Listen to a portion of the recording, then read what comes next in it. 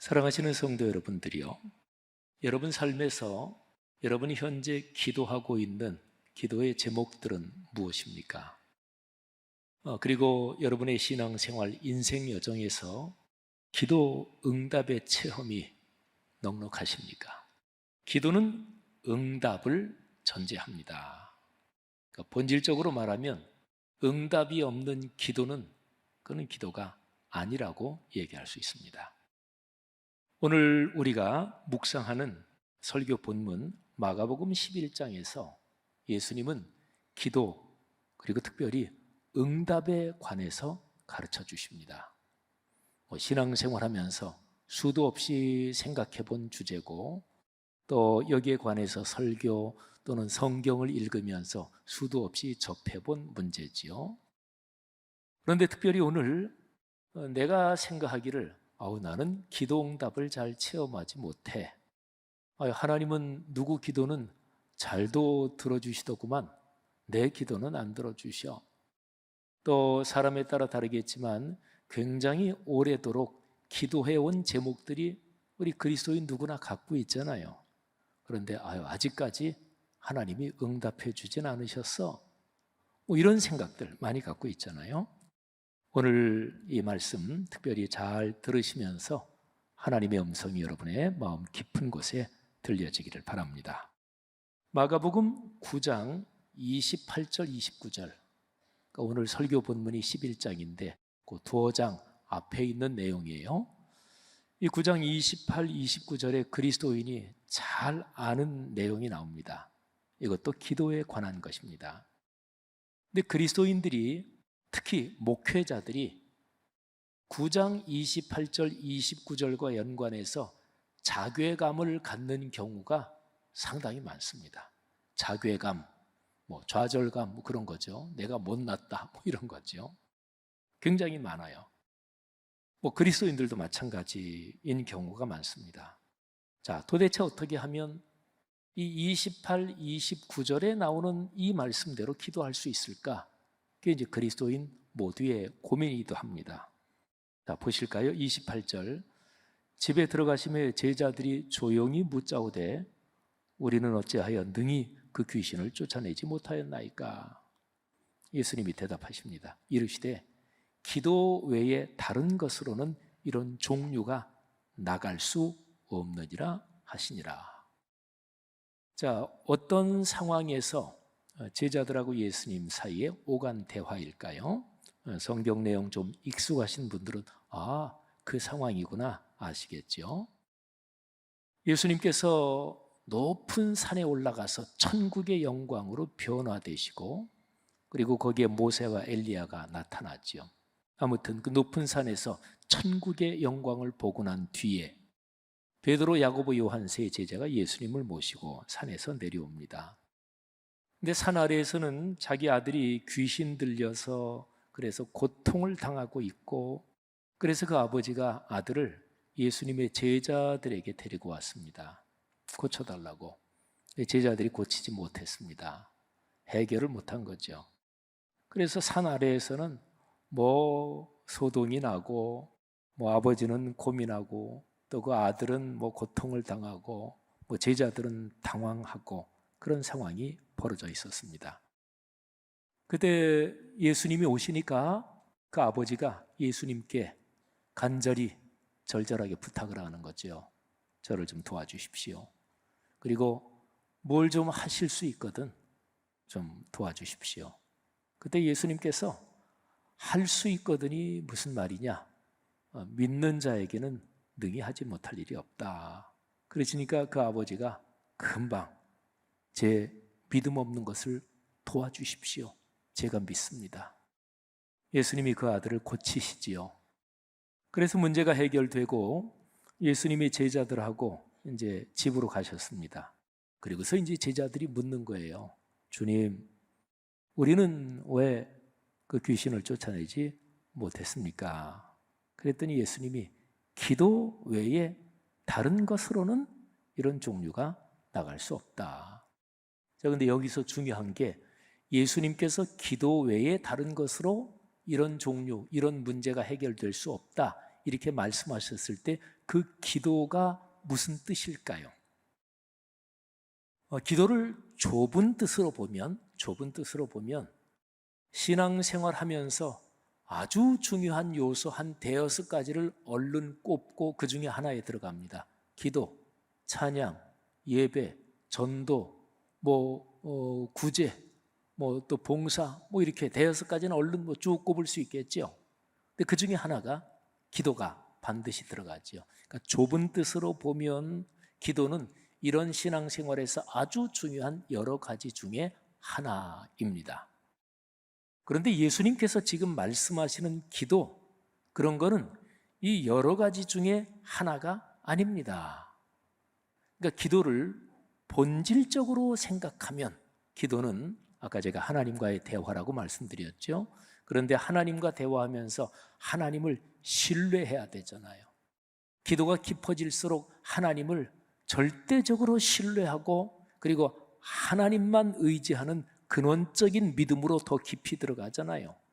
그러니까 기도를 본질적으로 생각하면 신앙생활에서 중요한 대여섯 가지 중에 한 가지 이게 아닙니다. 그러니까 기도 이 얘기를 하면서 여기에 찬양, 예배, 전도, 구제 이게 이미 다 포함된 말하자면 신앙생활의 가장 근본적인 자세, 가장 근원적인 토대 이렇게 얘기할 수 있는 거죠.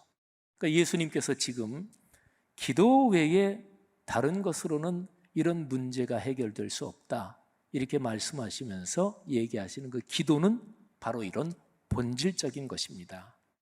자 보세요. 제가 9장 28, 29절 말씀드렸는데 요 구절이 들어가 있는 이 덩어리가 9장 14절부터 29절이에요. 요 덩어리의 문맥을 한번 보겠습니다. 전체적인 상황. 성경 말씀을 올바르게 해석하고 이해하려면 아주 중요한 것이 문맥을 따라 찬찬히 살피며 또 그렇게 관찰해야 되는 거잖아요. 자, 이 구절의 문맥을 보면 여기에서 주제가 뭐냐면 믿음이 주제입니다. 믿음. 예수님께서 산에서 내려오셔서 문제를 해결하지 못해서 쩔쩔매고 난리가 난 그 상황을 보시면서 예수님께서 탄식하시며 책망하십니다. 19절에 믿음이 없는 세대요. 예수님께서 그 시대를 보시면서 그 문제를 해결하지 못해서 쩔쩔매는 그 사건을 보면서 그 시대 전체를 생각하신 거죠. 믿음이 없는 시대, 믿음이 없는 사람들, 믿음이 없는 세대요. 책망하시면서 탄식하십니다. 그 다음에 23절에 보면 그 아이 아버지가 뭘 좀 할 수 있거든 좀 도와주십시오 주님 그랬을 때 예수님께서 할 수 있거든이 무슨 말이냐, 믿는 자에게는 능히 하지 못할 일이 없느니라. 그러니까 예수님이 다시 믿음을 강조하시잖아요. 믿는 자에게는. 그랬더니 그 아이 아버지가 금방 대답하기를 바로 이어지는 24절이에요. 내가 믿나이다. 나의 믿음 없는 것을 도와주십시오. 그리고 예수님이 그 아이를 고치셔요. 그러니까 마가복음 9장 14절부터 29절 이 전체 내용에서 지금 중심되는 주제는 바로 믿음입니다. 믿음은 하나님을 신뢰하는 거지요. 하나님께 전적으로 나를 드리면서 그분만을 의뢰하고 신뢰하는 게 이게 믿음이잖아요. 그러니까 예수님께서 기도 외에는 이런 종류가 나갈 수 없다, 기도 외에는 이런 문제가 해결될 수 없다 이렇게 말씀하실 때 그 기도는 근본적인 믿음을 가지고 하는 기도, 그러니까 신앙생활에서 제일 중심적인 것을 말씀하는 것입니다. 자, 더 넓은 문맥을 한번 볼까요? 제가 지금 9장 14절부터 29절 요 내용의 흐름을 말씀드렸는데요. 더 넓게 한번 잠깐 살펴보겠습니다. 마가복음 8장, 9장, 10장 그리고 이제 오늘 설교 본문이 들어있는 11장 이 네 장의 전체적인 흐름을 한번 말씀드리겠습니다. 예수님은 마가복음 1장부터 16장 전체적인 이 예수님의 생애 여기에 보면 예수님께서 당신의 십자가 사건을 3번 예고하십니다. 그러니까 1장부터 쭉 진행되면서 십자가 사건 얘기를 예수님이 전혀 안 하셔요. 그러다가 8장에 가서 처음으로 공개적으로 내가 체포돼서 고난을 받고 십자가에 달려 죽는다. 그리고 사흘 만에 다시 살아난다. 이 얘기를 처음 하셔요. 그리고 9장에서 두 번째, 10장에서 세 번째 이렇게 말씀하시죠. 그런데 예수님께서 십자가 사건을 예고하실 때마다 제자들은 이해를 못하고 오해합니다. 그리고 십자가 사건에 연관된 예수님의 말씀을 믿지 못합니다. 자, 제가 아까 믿음이 지금 중심 주제다 한 것을 다시 한번 기억하세요. 제자들은 십자가 사건에 대한 말씀을 믿지 못합니다. 깨닫지도 못하고. 그 정도가 아니라 십자가 사건을 예수님이 3번 예고하시는데 예고하시고 나서 바로 그 다음에 엉뚱한 짓을 합니다. 실패하는 거죠. 첫 번째 예고했을 때 베드로가 다른 제자들을 대표해서 제자들하고 함께 예수님한테 정면으로 대듭니다. 주님, 절대로 그렇게 되면 안 됩니다. 베드로가 항변을 합니다. 제자들 생각에는 우리가 지금 주님을 따라다니면서 우리가 투자한 게 얼마인데 그렇게 십자가에 달려 돌아가시고, 제자들에게는 부활한다, 그거는 무슨 말인지 알지도 못했고 깨닫지도 못했고, 다만 예수님이 십자가 처형을 당한다, 그 당시에 로마 제국에서 십자가 처형 그러면 어떤 것인지 그거는 금방 머리에 들어오는 거니까 우리가 여태까지 주님 따라다니면서 투자한 게 얼마인데 그러면 안 되지요, 이렇게 대든 거예요. 성경의 원래 문맥이 정확하게 그렇습니다. 그러니까 예수님이 사탄아 내 뒤로 물러가라, 너는 하나님의 일은 생각하지 않고 사람의 일을 생각한다, 이러면서 예수님도 아주 강하게 말씀하시지요. 예수님의 제자들은 우리 성경 지식이 별로 많지 않은 성도들도 마태, 마가, 누가, 요한 예수님의 생애 그 복음서를 읽으면 제자들이 제대로 믿지 못하고 예수님한테 혼나고 여러 가지로 부족하고 이런 거는 쉽게 우리 머릿속에 있죠. 그렇습니다. 제자들은 나중에 예수님이 십자가에 달리시고 부활하신 뒤에 성령이 오시고 그러면서 십자가 사건을 제대로 깨달았고 예수님의 말씀을 제대로 깨달았지, 그 전에는 이 사람들은 나 출세하고 싶다, 내가 좋은 자리에 오르고 싶다, 사실은 이 생각이 많았던 사람들이에요. 두 번째 십자가 예고, 세 번째 십자가 예고, 거기에서 그게 더 명백하게 나타나요. 예수님은 계속 당신이 십자가에 달려 죽는다, 이 당신의 순한 하나님의 일을 얘기하는데 제자들은 그러고 나서 누가 더 크냐, 누구 서열이 더 높으냐, 이거 가지고 싸움을 하고 있었습니다. 그래서 예수님이 어린아이 하나를 데려다가 이렇게 안으시면서 첫째가 되기를 원하느냐? 그러면 맨 마지막이 돼야 된다, 그리고 섬겨야 된다, 이 말씀을 하시는 거죠. 자, 그러면 보세요. 하나님의 뜻이 무엇인지 깊이 생각하고 갈망하며 그 뜻을 이루는데 자신을 헌신하는 마음, 이게 믿음이잖아요. 하나님을 절대적으로 신뢰하는 그 믿음, 그러니까 기도는 그 믿음과 뗄 수 없이 하나인 거예요. 기도가 무슨 하나님이 어떠시냐 간 보는 게 기도가 아니잖아요. 한번 이렇게 찔러봐서 제대로 해주시면 내가 헌신하고, 안 그러면 아이고 적당히 선 긋고 그러지, 이건 기도가 아니잖아요. 그러니까 기도는 주님의 거룩한 말씀 또 하나님의 뜻에 내가 전적으로 자신을 헌신하는 거, 이런 믿음에 근거한 게 바로 기도인 거죠. 자, 바로 이런 흐름에서 오늘 설교 본문 마가복음 11장 내용이 나옵니다. 자, 이 내용은 이런 상황이지요. 예수님께서 예루살렘 성전에 들어가시죠. 예루살렘 성에 들어가시죠.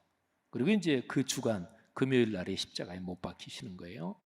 근데 첫째 날은 예루살렘에 들어가시고 성전에 들어가셔서 쭉 둘러보시고 그리고서 그냥 나오십니다. 지금 마가복음 얘기를 하고 있는 거예요. 그리고 예루살렘 성에서 나와서 동쪽 문으로 나와서 감람산 그쪽으로 올라가면 베다니가 있습니다. 거기서 주무셨어요. 그리고 두 번째 날 성으로 이렇게 들어가십니다. 그런데 무화과 나무가 하나가 있어서 예수님이 열매를 좀 딸까 그리고 가까이 가서 보셨습니다. 근데 열매가 하나도 없었어요. 그때 예수님이 그 나무를 저주하십니다. 이제부터 영원토록 사람이 내게서 열매를 따먹지 못하리라. 제자들이 어떻게 생각했을까요?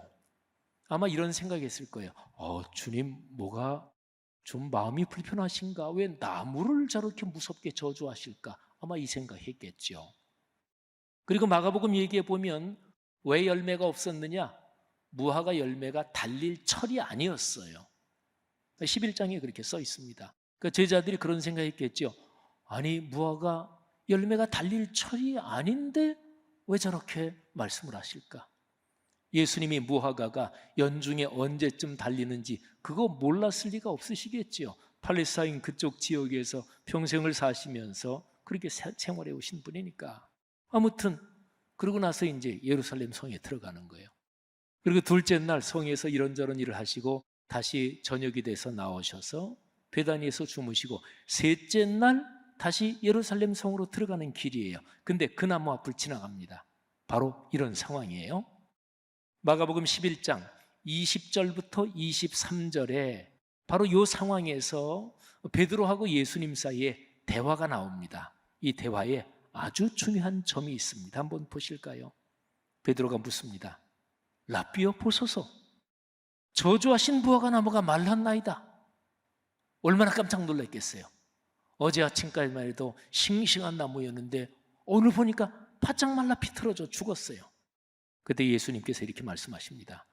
하나님을 믿으라. 제가 지금 계속 마가복음 8장, 9장, 10장, 11장 이 전체적인 흐름이 믿지 않는 세대, 믿지 못하는 세대, 믿음이 없는 세대, 믿음이 주제라 그랬죠. 그걸 다시 한번 기억하세요. 예수님께서 하나님을 믿으라. 내가 진실로 너희에게 이르노니 누구든지 이 산더러 들리어 바다에 던져지라 하며 그 말하는 것이 이루어질 줄 믿고 마음에 의심하지 아니하면 그대로 되리라. 여러분, 우리는 앞에서 마가복음 9장 28절 29절을 통해서 기도의 본질이 하나님께 대한 근원적인 신뢰, 곧 믿음이다, 이거를 배웠죠. 이게 중요합니다. 근데 이때 말하는 기도는 이미 말씀드린 것처럼 기도, 찬송, 예배, 전도 이런 여러 가지 중에 하나를 말하는 게 아니에요. 기도 거기에 전도, 예배, 찬양 이게 다 이미 들어가 있는 거예요. 찬양이라는 말도 우리 구약 성경이 시편에 특히 하나님을 찬양하라, 시편 150편에서 호흡이 있는 자마다 여호와를 찬양하라. 그럴 때 그 찬양도 예배, 찬양, 기도, 전도 이런 여러 가지 중에 하나를 말하는 게 아니라 그때 말하는 찬양은 이 모든 게 다 들어가 있는 하나님과의 근원적인 관계를 말하는 대표적인 표현인 거죠. 지금 이제 이 기도가 그런 거예요. 이게 바로 믿음과 뗄 수 없이 연결되어 있다, 그런 거죠. 마가복음에서 가르치는 믿음이 이런 거구나, 이거를 제대로 알고 나면 그러면 이제 믿음으로 기도하고 그렇게 해서 응답을 체험하는 게 무엇인지 알게 됩니다. 자, 베드로하고 예수님의 그 대화 조금 전에 말씀드렸는데 그 바로 뒤에 이어지는 예수님의 대화가 더 이어져요. 23절, 24절, 25절 이어지는데 24절을 보십시오. 앞에서 말씀드린 베드로 대화에 예수님의 대답이 이어지는 내용인데요. 예수님께서 이렇게 말씀하십니다. 그러므로 내가 너희에게 말하노니 무엇이든지 기도하고 구하는 것은 받은 줄로 믿으라. 그리하면 너희에게 그대로 되리라. 자, 그런데요, 받은 줄로 믿으라, 이것 때문에 또 우리 그리스도인이 많이 고민하죠. 이 받은 줄로 믿으라 이 얘기는 자기 최면을 걸라는 얘기가 아니에요. 자기 암시를 계속 주라는 얘기가 아니고 내 자의식을 강화하라 그런 얘기는 아니에요. 우리 기도할 때 그런 거 있지요. 우리가 받은 줄로 믿어라, 그거 우리가 아니까 어떤 문제 놓고 고민스러운 문제 놓고 막 기도합니다. 주님께서 해결해 주실 줄 믿습니다. 그런데 마음이 여전히 불안해, 여전히 이 마음에 걱정이 많어. 그러면 보통 어떻게 해요? 믿습니다, 믿습니다, 아멘, 믿습니다. 그런데 이게 다 그렇지는 않지만 이런 식으로 진행될 때 그때 거기에서는 내 마음에 불안이 있으니까 내 마음의 불안을 없애버리려고 자기 암시를 주고 믿어야 돼, 걱정하지 마라. 자의식을 강화하는 거죠. 근데 미안하지만 기도는 그게 아니에요. 기도는 하나님과 대화하는 거라 그랬잖아요. 그러니까 자기 최면, 자기 암시, 자의식의 강화가 아니라 지금도 살아계신 인격적인 하나님, 지금 기도 중에 나와 같이 대화하신 하나님, 나를 안아주시는 그 하나님을 전적으로 신뢰하는 것, 이게 기도입니다.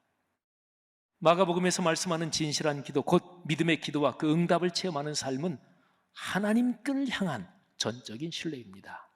자, 그런데 이제 오늘 본문에서 하나님을 향한 전적인 신뢰, 이게 한 가지라면 이거하고 빼놓을 수 없는, 반드시 짝이 돼야 되는 또 한 가지가 있어요.